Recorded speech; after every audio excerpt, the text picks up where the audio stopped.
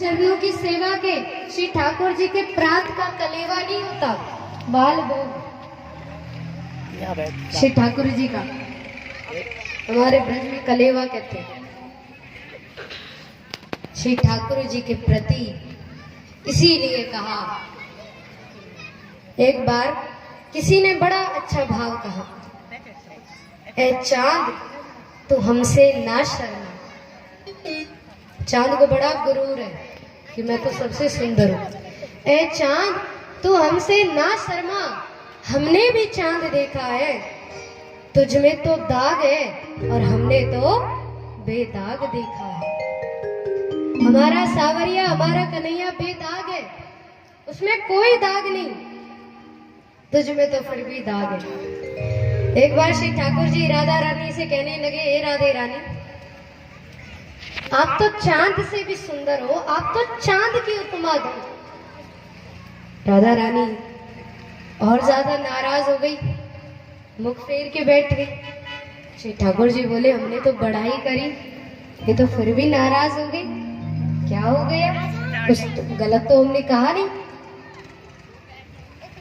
राधा रानी नाराज हुई। श्री ठाकुर जी बोले, क्या हुआ श्री राधेश्वरी? बोले, आपको मैं चांद जैसी लगती हूँ।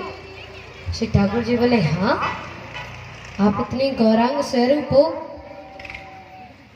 राधा रानी ने फिर कहा, तो अच्छा चांद में तो दाग है, और आपके कहने का मतलब है कि मैं चांद जैसी हूँ, मुझ में दाग है।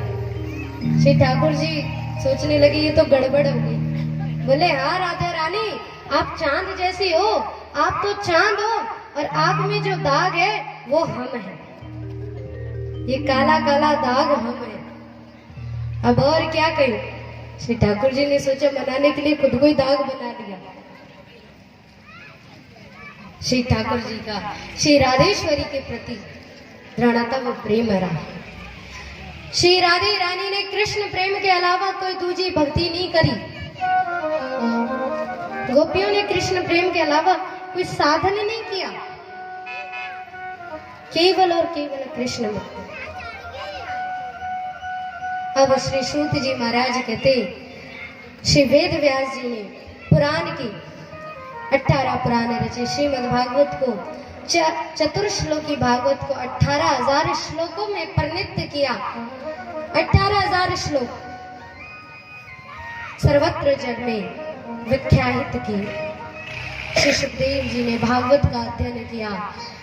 अब तो सौनकादिक मुनि बोले, महाराज परीक्षित जी ने कैसे श्री सुखदेव जी से कथा सुनी? तो बोले, महाभारत का युद्ध चल रहा था, भीमसेन ने अपनी गदा से दुर्योधन की जंघा पर ऐसा प्रहार किया कि उसकी जंघा को तोड़ दिया। देखिए, महाभारत का जहां अंत होता है, जहां समाप्ति होती है, महाभारत जहां खत्म होती है, वहां से भागवत शुरू होती है, प्रारंभ होती है। जहां से महाभारत समाप्त होती है, वहीं से भागवत प्रारंभ होती है। क्यों? जिसके जीवन में भी, जिस दिन हमारे जीवन में महाभारत का अंत होगा, वहीं से हमारे जीवन में कृष्ण भागवत शुरू होगी। इसीलिए अपने जीवन में से महाभारत का अंत कर दो, अपने जीवन में से महाभारत की इन बुरे भावों को दूर कर दो, सद्भाव से जीवन जियो, तो भागवत का प्राकट्य आपके हृदय में हो जाए। आज इस युग में भाई भाई के बैर हो रहा है, भाई भाव के हृदय में बैर भाव उत्पन्न हो रहा है। क्यों? क्योंकि एक दूसरे के प्रति समानता का भाव नहीं रहा, अपने मान सम्मान का ज्ञान करने लगे हैं। कहते हैं, बड़े भाई ने कुछ कह दिया तो अरे मुझसे ऐसा क्यों कहा, मेरा भी मान है, मेरा भी सम्मान है। विचार करके तो देखो, श्री कृष्ण के प्रति, अरे हमारे हृदय में भागवत जब आती है, जब हम इस संसार कर्तव्य से मान सम्मान का भाव ही दूर कर दें। अब तो श्री सूत जी महाराज वर्णन करने लगे, भीमसेन ने दुर्योधन की जंघा को तोड़ा। भीमसेन वहां से चले कि दुर्योधन मृत्यु के क्षण गिन रहे हैं। अश्वत्थामा उनके पास आए, बोले अरे मित्र ये किसने किया, किसना इसका ऐसा दुस्साहस किसका हुआ।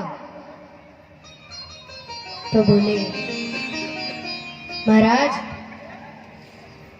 दुर्योधन ने कहा मित्र मेरे लिए कुछ करना ही चाहते हो तो इतना करो कि 5 पांडवों के शीश काटकर मेरे आगे ले आओ। अश्वत्थामा ने कहा अरे मित्र कैसी बात करते हो, ये तो मेरे बाएं हाथ का खेल है, अभी जाता हूं और अभी लेकर आता हूं। अश्वत्थामा अपने शस्त्रों को लेकर के गए। इधर एक शिविर में 5 पांडव और 5 पुत्र सो रहे थे। श्री ठाकुर जी जगे हुए थे। अर्जुन ने देखा क्या हुआ कन्हैया, नींद नहीं आ रही। कन्हैया बोले अर्जुन यहाँ सोना मुझे उचित नहीं लग रहा, दूसरे शिविर में चलो। 5 पांडव तो उठकर जाने लगे, पर द्रौपदी के 5 पुत्र वहीं सोए हुए थे। द्रौपदी के 5 पुत्र कहने लगे अरे श्री ठाकुर जी को पता नहीं रात्रि में भी परेशान कर रहे हैं, सोने नहीं दे रहे। अब तो 5 के 5 पांडवों के वो 5 पुत्र वहीं सोए। इधर अश्वत्थामा आया, द्रौपदी के 5 पुत्रों के शीश काट दिए, क्योंकि 5 पुत्रों की मुख आकृति बिल्कुल पांडवों की जैसी थी, बिल्कुल पांडवों के जैसे उनके मुख थे। अश्वत्थामा को लगा ये पांडव ही है, 5 के शीश काट करके जैसे दुर्योधन के पास लाए। दुर्योधन ने प्रकाश में रखे कि प्रकाश में रख कर देखा और कहा मित्र तूने क्या कर दिया। अरे मैंने तो 5 पांडवों के शीश मंगाए थे और तू तो द्रौपदी के 5 पुत्रों के शीश ले आया। अरे मेरे भतीजों के शीश तू ले आया। देखिए जिसमें दुर्गुण होते हैं तो कोई ना कोई सद्गुण भी होता है। दुर्योधन इतना दुराचारी था पर सद्गुण था उसमें। क्या सद्गुण? दुर्योधन ने कहा मेरा बैर मेरे भाइयों से था, द्रौपदी के पुत्रों से नहीं, मेरे भतीजों से मेरा कोई बैर नहीं था जो तू उनके शीश काट लाया। दुर्योधन को भी बड़ा दुख हुआ, कहा कि अब तो हमारे वंश में पानी देने वाला भी तूने कोई नहीं छोड़ा। आज यदि भाई भाई में थोड़ा लड़ाई हो जाए, झगड़ा हो जाए तो क्या करते हैं? बच्चों से मना करते हैं, बच्चों उनके घर में जाना, उनसे लड़ाई हो रखी है, वो हमारा भला नहीं चाहते, उनसे दूर रहना। बच्चों के हृदय में बैर भाव बना देते हैं। लड़ाई आपकी हुई है तो बच्चों के हृदय में क्यों बैर भाव बना रहे हैं? परिवार तो बच्चों का भी है। अब तो दुर्योधन ने इतना कहा कि कह करके प्राण त्याग कर दिए। इधर प्रात होते ही द्रौपदी ने आकर के शिविर में देखा 5 धड़ पड़े हैं। उस धड़ को देख करके द्रौपदी रुदन करती है। उन धड़ों को देख करके द्रौपदी बिलखाने लगी, रोने लगी कि चारों ओर से सब लोग इकट्ठा हुए, लाखों नर नारी इकट्ठा हो गए। 5 पांडव आए, 5 पांडव देखने लगे। अर्जुन कहते द्रौपदी ये जिसने भी किया है उसे नहीं छोड़ूंगा, पर द्रौपदी रोती है। भीमसेन कहता अरे द्रौपदी ये जिसने किया है, मेरा वचन है उसके शरीर पर इतने गदा प्रहार करूं कि उसके प्राण ही निकल जाए। अर्जुन कहते इतने बाण उसमें भेदूं कि शरीर का कोई अंग खाली ना बचे, पर द्रौपदी तो रोती है। आज कन्हैया चुप खड़े हैं, कुछ नहीं बोले। अर्जुन अश्वत्थामा को पाताल से खींच करके लेकर आया बीच सभा में द्रौपदी से कहा, द्रौपदी तुम्हारे 5 पुत्रों की इसने हत्या करी है। शास्त्र में लिखा है, बाल हत्यारा, आग लगाने वाला, विष लेने वाला, अहित चाहने वाला, पीड़ा पहुंचाने वाला। इन्हें यदि मृत्यु दंड भी दे दे तो भी दोष नहीं है। इन्हें यदि मृत्यु दंड भी दे तो भी कोई पाप नहीं लगेगा। अर्जुन कहते, द्रौपदी बताओ इसके साथ क्या किया जाए।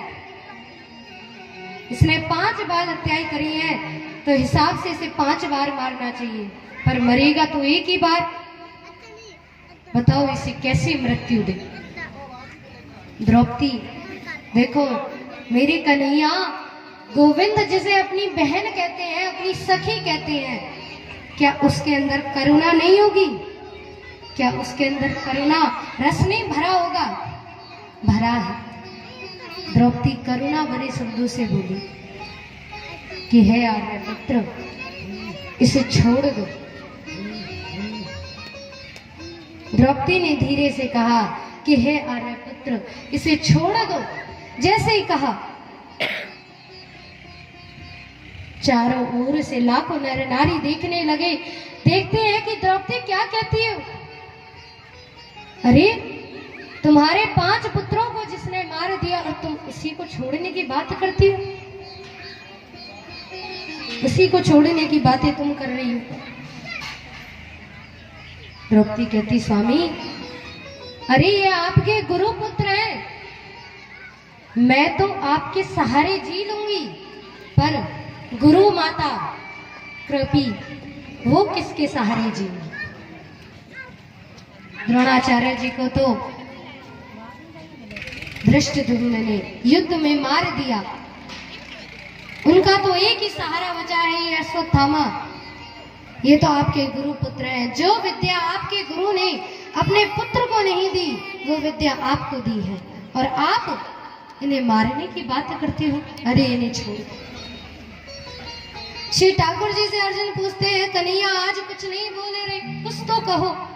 कन्हैया बोले, मारो भी मत और छोड़ो भी मत। भीमसेन बोले, लो हो गया न्याय।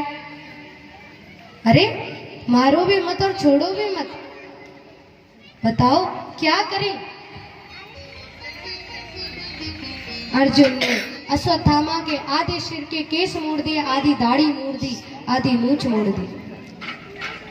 उसके मस्तक की मणि निकाल ली। सभा से लज्जित करके बाहर भगा दिया। अश्वत्थामा के मन में क्रोध अग्नि प्रकट हो गई, क्रोध भर गया। देखिए, अश्वत्थामा को सोचना तो ये चाहिए था, अर्जुन कितना भला है, मैंने काम तो मरने का किया था पर मुझे छोड़ दिया। पर उसके मन में ईर्ष्या भर गई कि अर्जुन ने मेरे संग ऐसा किया है, इसके वंश में पानी देने वाला भी नहीं छोड़ूंगा।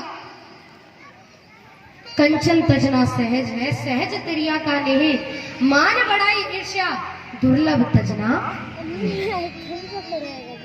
सोना चांदी ये सब छोड़े जा सकते हैं, त्रिया पत्नी का नेह छोड़ा जा सकता है, पर मान बढ़ाई और ईर्ष्या ये कभी नहीं छोड़ी जा सकती। इनका त्याग हो ही नहीं सकता। अपना मान सम्मान। अश्वत्थामा के मन में भी भैर भाव बन गया। वहीं से ब्रह्मास्त्र छोड़ दिया। अभिमन्यु की पत्नी उत्तरा के गर्भ पर ब्रह्मास्त्र छोड़ा। उत्तरा चरणों में लेटी, चरणों में लेट करके कन्हैया से बोली, पाही पाही महायोगिन देव देव जगतपति नान्यम तद्वयम पश्ये यत्र मृत्यु पस्परम। कि कन्हैया, मेरी रक्षा ना हो चलेगा, पर इस गर्भ की रक्षा होनी चाहिए। इस गर्भ की रक्षा करो। उत्तरा के गर्भ में श्री ठाकुर जी आज चतुर्भुज रूप धारण करके गर्भ की रक्षा करने के लिए गए। कुंती ने देख लिया कि मेरा भतीजा तो भगवान